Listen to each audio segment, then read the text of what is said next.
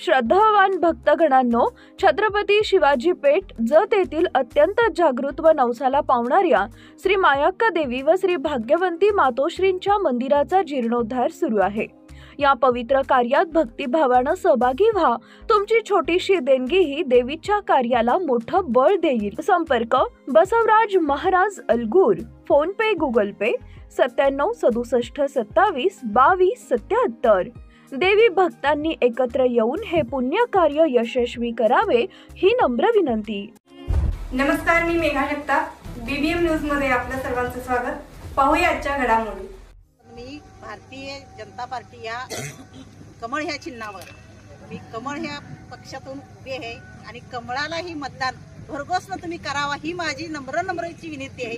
जे इथं महिला आहेत त्या सगळ्या माझ्या नगरसेवकच आहेत, असं स्वतःच मी नगरसेवक आहे असं समजून तुम्ही कमळ ह्या चिन्हाला भरघोस मतदान करावं हीच माझी विनंती आहे।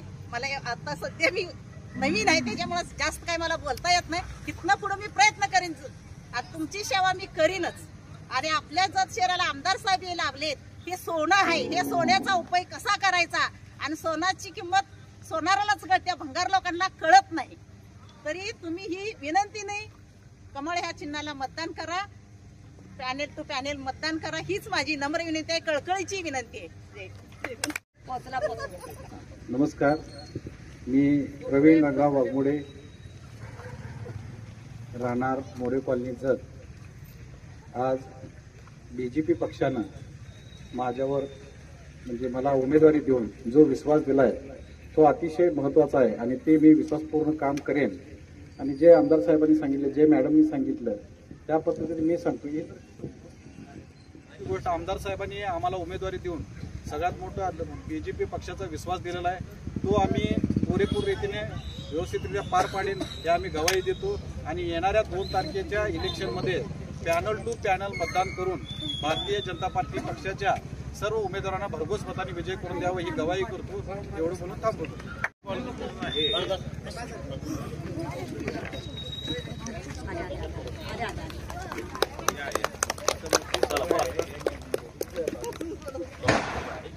नमस्कार, मी डॉक्टर रवींद्र आरळी।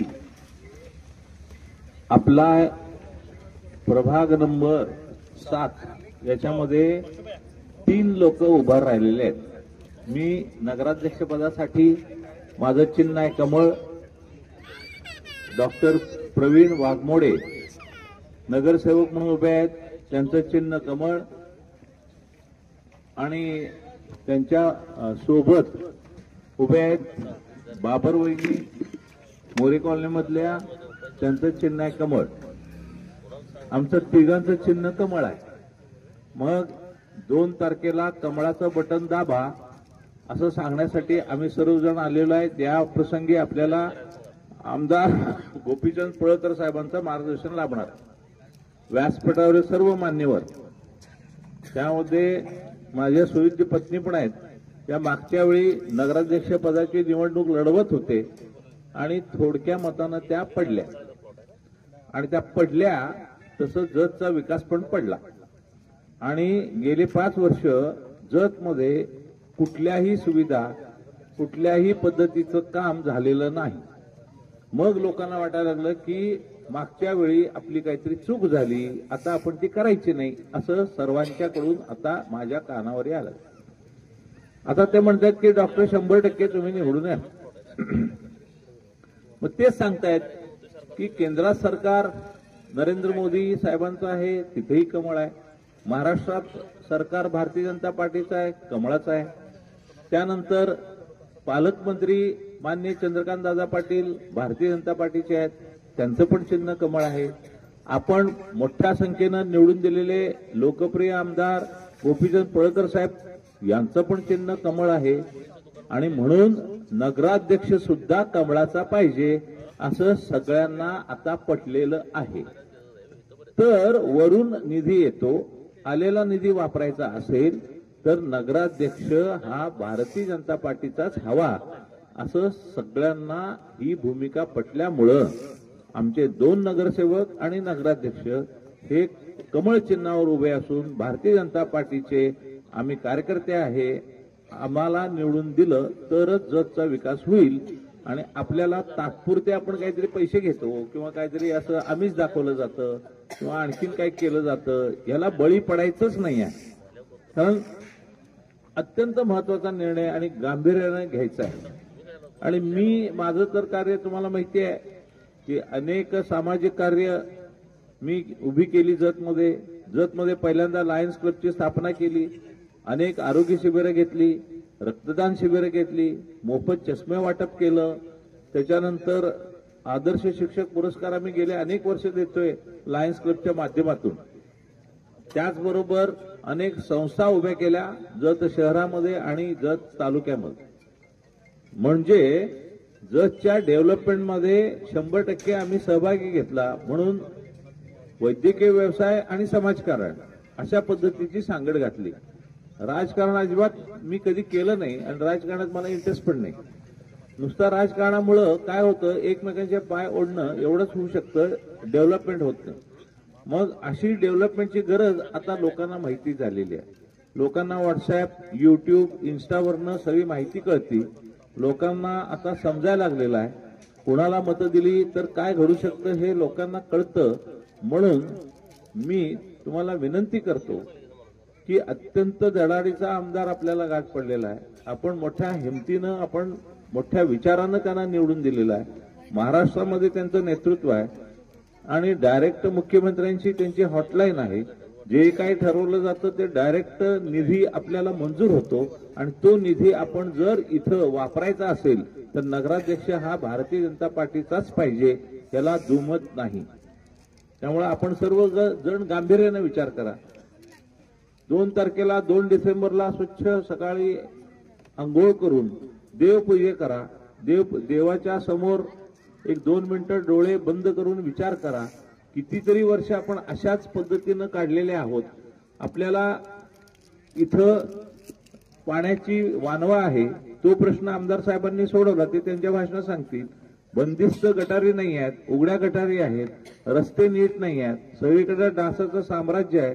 चांगले चांगले घरं झाली, इंटिरियर झालं, सगळं झालं, एक्सटिरियर अजिबात डेव्हलप झालं नाही, रस्ते डेव्हलप झालं नाही, कॉलन्या खूप चांगल्या डेव्हलप झाल्या तर त्याच्यामध्ये सुविधा नाही डेव्हलप झाल्या, त्याच्यामध्ये गटरीच्या डेव्हलपमेंट किंवा कुठल्याच पद्धतीचं झालं नाही. तर अशाच पद्धतीनं आपण राहायचं आहे का डेव्हलपमेंट करायचं? तर हा विचार तुम्ही करा. आणि त्या दिवशी अत्यंत महत्वाचा आहे निर्णय आपण बहुतेकाने घेतलेला आहे. आता निर्णय, तो निर्णय अंमलात आणा, घराबाहेर पडा, मोठ्या संख्येनं मतदान करा. आणि आपल्याला जत शहर जसं विटा शहर डेव्हलप झालं, सांगोला डेव्हलप झालं, तशाच पद्धतीची डेव्हलपमेंट आपण करणं अत्यंत गरजेचं आहे. आणि आपण हे सगळं कराल अशी मला खात्री आहे. आत्ताच आमचे महाराष्ट्राचे प्रदेशाचे उपाध्यक्ष भारतीय जनता पार्टीचे माननीय शेखरजी इनामदार साहेब इथं उपस्थित झाले. त्यांचंही मी मनापासून हार्दिक स्वागत करतो. आणि तेही या पद्धतीनं तुम्हाला मार्गदर्शन करतील आणि आपण 100% आमच्या सोबत राहाल. जतच्या विकासाचे सोबती व्हा, जतच्या विकासाचे साक्षीदार व्हा. आणि आपण आपली मुलं उद्या तुम्हाला शिव्या घालू नयेत, कसलं गावात राहताय, काय करताय असं कोणी म्हणू नये. म्हणून आपण गाव चकचकीत करूया, डेव्हलप करूया, एवढीच माझी अपेक्षा आणि इच्छा आहे. आपण ती पूर्ण कराल असे माझे विचार व्यक्त करतो. थांबतो. जय हिंद, जय महाराष्ट्र.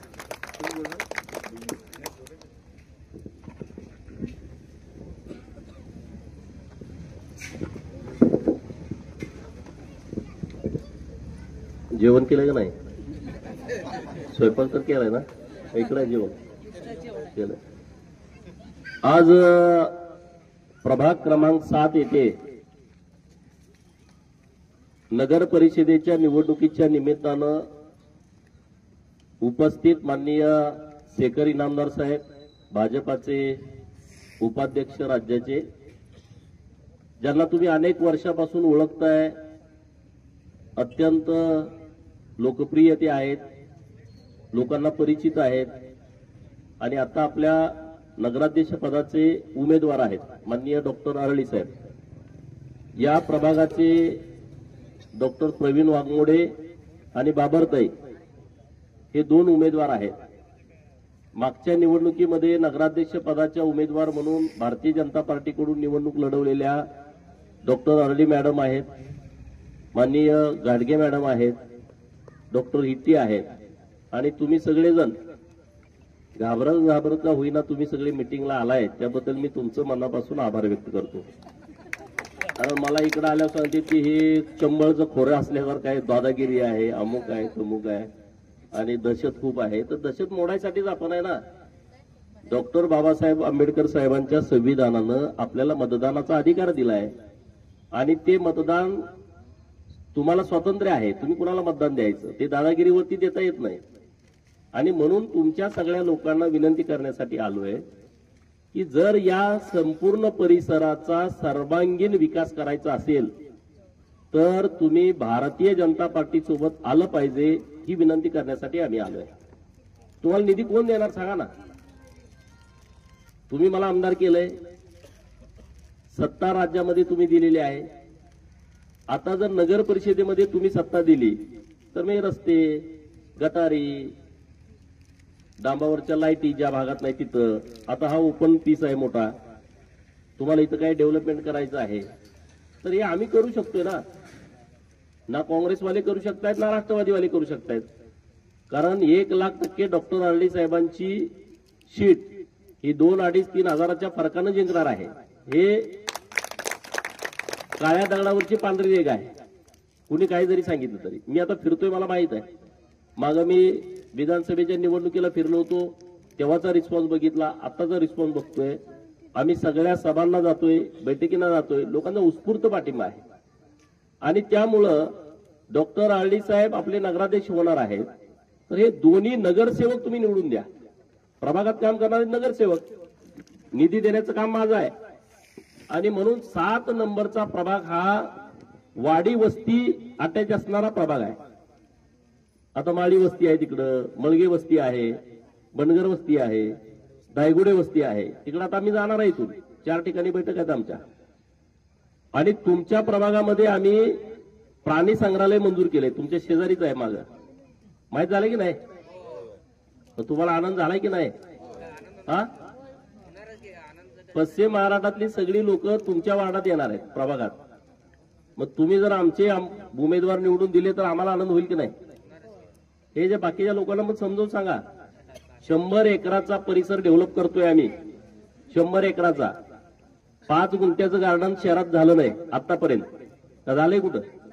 कुठं गार्डन दिसलं का तुम्हाला? फिरायला कुठं जाता तुम्ही?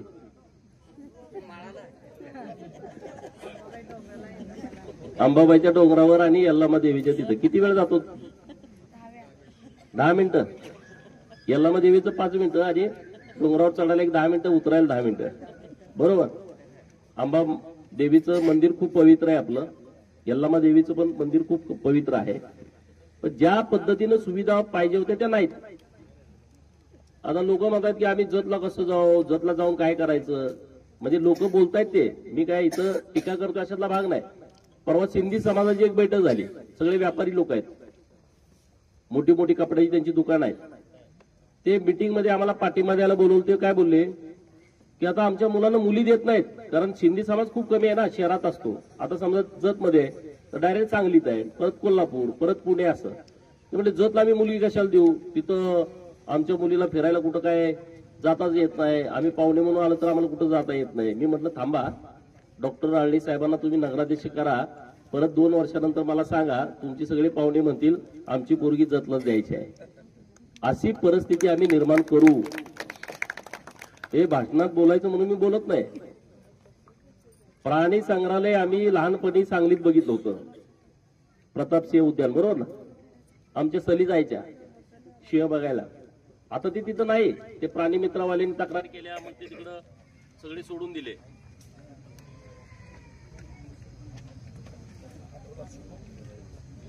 प्राणी संग्रहालय हे सांगलीमध्ये होतं आणि आम्ही लहानपणी, तुम्ही पण गेलाय बऱ्याच जणांनी, ते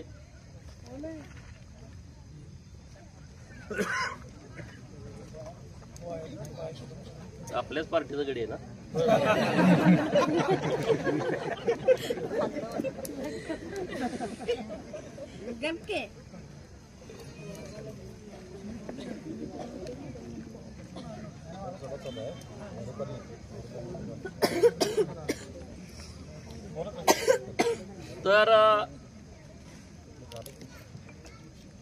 पुण्यामध्ये आता राजीव गांधी प्राणी संग्रहालय आहे, मला वाटते 20 एकरात आहे. सोलापुरात एक आहे ते छोट्या एकरभराच्या जागेत आहे. पश्चिम महाराष्ट्रातलं सर्वात मोठं प्राणी संग्रहालय आपल्या जतला होतंय आणि ते तुमच्या एकदम शेजारी होतंय. वाघानं तिकडे डरकाळ्या फोडल्या तरी तुम्हाला ऐकू येतील, म्हणजे अशा स्टेजला आहे. आणि त्याचं प्रेझेंटेशन मी 27 तारखेला तुम्हाला देणार आहे. किती तारखेला? तर तुम्ही ते बघायला या. त्या समोरच्या पार्टीच्या लोकांना पण सांगा, तुमच्या मैत्रिणी असतील तिकडे बऱ्याच, का आता बोलायचे बंद झालेत निवडणुकीपर्यंत. या वातावरणात असं होतं, भेटायचं नसतं 15 दिवस असं म्हणते. तिकडं कोणी बघितलं, इकडं कोणी बघितलं. आता तुमचे व्हिडिओ गेल्यानंतर पण लोक काय म्हणतील, तुम्ही कशाला गेलता? तर सांगा आम्ही गेलो होतो विकासाच्यासाठी, आम्हाला डॉक्टर आरडी साहेबांच्या भाजपच्या सोबत जायचं आहे. हे तुम्ही एकदम ठणकावून सांगा. ही निवडणूक आमची कोणाच्या विरोधात नाही, इथल्या लोकांच्या, त्यांच्या विरोधात निवडणूक आहे अशातला अजिबात भाग नाही. परंतु बहुमत जर नाही आलं नगर परिषदेमध्ये तर सगळा गोंधळ होऊन जाईल. ह्या लोकांना शहराचं काही पडलेलं नाही. यांना फक्त गट टिकला पाहिजे, राजकारण टिकलं पाहिजे, दुकानदारी चालली पाहिजे. याच्या पलीकडे कुठला अजेंडा विरोध पार्टीचा नाही, हे तुम्ही समजून घ्या. आणि ही निवडणूक गोपीचंद पळकरसाठी महत्वाची नाही, डॉक्टर आरडी साहेबांसाठी महत्वाची नाहीये, डॉक्टर वाघमोडे असेल किंवा बाबरताईसाठी महत्वाची नाही. ही जत शहरासाठी निवडणूक महत्वाची आहे, त्यासाठी भाजप सोबत या. एकदम क्लिअर कट आमचं धोरण आहे. आम्हाला माहिती आहे, तुम्ही तर मला आमदार केलंय. आता माझी निवडणूक 2029 ला आहे. मला इकडं गल्ली गलीमध्ये जायची गरज नव्हती. मी का जातोय की जत शहरासाठी ही एक संधी आली आहे. कारण मुख्यमंत्री आपला इतका खमके आहे, जतचं कुठलंही पत्र गेलं आणि ते काम झालं नाही असं एकदा पण घडलं नाही. आता MH59 आपलं आरटीओ कार्यालय जतचं झालं, 4 महिन्याच्या आतमध्ये मंजूर केलंय. महाराष्ट्रातला कुठला प्रस्ताव 4 महिन्यात मंजूर झालाय तुम्ही माहिती घेऊन मला सांगा. आता मी दुसऱ्या कामासाठी फोन केला डेपो मॅनेजरला, इकडे माळी वस्तीवरती गेलतो वार्ड क्रमांक 8 मध्ये. ते म्हणले आम्हाला इथं बस थांबा नाही. मी फोन लावला, मलाही माहित नव्हतं. उमदीसाठी नवीन डेपो पण मंजूर झालाय, त्यांना पत्र आलंय. मी म्हणलं पाठवून द्या. म्हणजे मी काम करतोय, तुम्ही मला आमदार केलंय तर मी नुसता पगार घेत नाही सरकारचा. तुम्ही ज्या विश्वासानं मला आमदार म्हणून निवडून दिलंय, 5-5 एसटी आल्या सगळ्या तालुक्याला डेपोला. मी मंत्री महोदयांच्याकडे गेलो, म्हणलं माझा तालुका इतका मोठा आहे, 126 ग्रामपंचायती आहेत, तुम्ही 60 ग्रामपंचायतीच्या तालुक्याला पण 5 एसट्या देत आहे, 38 गावं असणाऱ्या तालुक्याला पण 5 एसट्या देत आहे, आणि 124 गावं असणाऱ्या पण डेपोला 5 एसट्या देत आहे. कसं चालले? मला तुम्ही 20 गाड्या दिल्या पाहिजेत, इतका मोठा माझा मतदारसंघ आहे. अहो ते म्हणजे सगळं डेपोवर ठरलंय. बरं ठीक आहे म्हटलं, मला नवीन डेपोच द्या. तुम्ही डेपो देताय ना, मला नवीन डेपो द्या. मी उमदीसाठी नवीन डेपो मागितला, सरकारनं तो डेपो पण मंजूर करून टाकला. आता तिथल्या लोकांची सोय होईल की नाही, पूर्व भागातल्या बॉर्डरवरच्या लोकांची. एक ना अनेक विषय आम्ही मार्गी लावलेले आहेत तुम्ही आमदार केल्याच्या नंतर. आणि तुम्ही डॉक्टर आरडी साहेबांना निवडून दिल्याच्या नंतर 4 महिन्यामध्ये 550 कोटी रुपयाचा निधी मी शहराला आणणार आहे. किती? 550 कोटी रुपयाचा. हे तुमची गटारी उघडी आहेत, काही भागात गटारीच नाहीत. बंदिस्त गटारी योजना आपण प्रस्तावित केल्या 250 कोटी रुपयाची. रस्ते अनेक भागात झालेत, अनेक भागात रस्तेच नाहीत, अजून डांबर नाही. पैसे येणार कुठून? त्याच्यासाठीचा संपूर्ण शहराचा रस्त्याचा आराखडा तयार केलाय. 150 कोटी रुपये एकाच वेळेस आपण शहरातल्या रस्त्यासाठी आणतोय. सगळे रस्ते कॉन्क्रीट करून टाकतोय. एक पण रस्ता असा राहणार नाही की ज्या रस्त्यावरती कॉन्क्रीट पडलं नाही. वाघोत्तरच्या लोकांना विचारा, तुम्ही रस्ते का नाही देऊ शकला? तुम्ही गटारी का नाही करू शकला? हे सगळं लोक करणं गरजेचं होतं, केलं नाही. तुम्ही आम्हाला संधी द्या. आता हा तुमचा ओपन प्लॉट आहे, इथं काय करायचं आहे, कशा पद्धतीनं तुमची मागणी आहे याचं आम्हाला सांगा. निवडणूक झाल्याच्या नंतर आम्ही त्याचं प्लॅन करतो. प्रत्येक प्रभागामध्ये एक गार्डन आम्ही आता करतोय. प्रत्येक प्रभागामध्ये आता एक पण शहरात गार्डन नाही, कुठं जाऊन बसणार? एखादा पाहुणा आला तर नेणार कुठं? काही सोय नाही आपल्याला. आणि म्हणून 11 प्रभागामध्ये 11 गार्डन आपण करतोय आणि ती एकदम चांगल्या क्वालिटीची गार्डन करतोय. आणि हे तर प्राणी संग्रहालय तुमच्या शेजारी होतंय. पुढच्या महिन्यात त्याचं टेंडर होईल, त्याचं काम चालू होईल. केंद्राकडे आम्ही प्रस्ताव पाठवून देतोय. पॅरलल तेच होतं, अगोदर आपल्या सरकारनं मंजुरी दिली का नाही टेंडर, आणि मग तो प्रस्ताव केंद्राकडे जातो. अशी ती जी प्रोसेस आहे. तर हे काम आम्ही करतोय. तर तुम्ही सगळेजण कुठल्याही दादागिरीला भीक न घालता तुम्ही सगळेजण आमच्या सोबत राहा. आम्हाला पाठिंबा द्या, आम्हाला पाठबळ द्या. तुम्हाला आम्हाला मतदान दिल्याचा अभिमान वाटेल अशा पद्धतीचं काम आमचे नगरसेवक, नगराध्यक्ष आणि मी करेन. हा शब्द मी आपल्या सर्वांच्या वतीने मी तुम्हाला देतोय.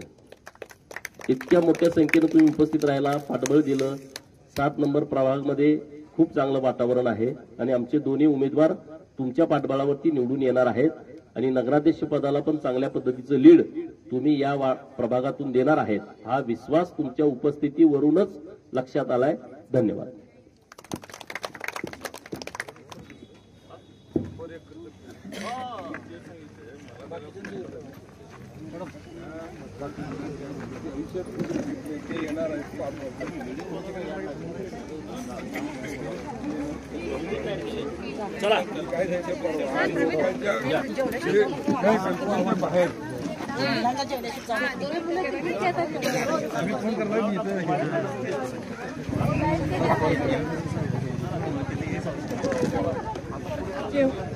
जेवणाची व्यवस्था केली आहे, जेवल्याशिवाय कुणीही जाऊ नका.